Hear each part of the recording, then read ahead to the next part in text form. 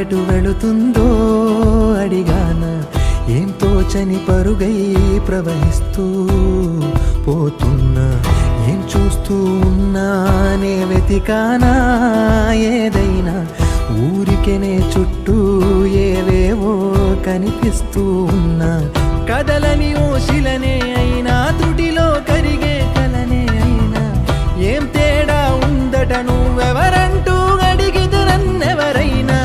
ఇల్లాగే కడదాకా ఓ ప్రశ్నే ఉంటానంటున్నా, ఏదో ఒక బదులైనను చెరబు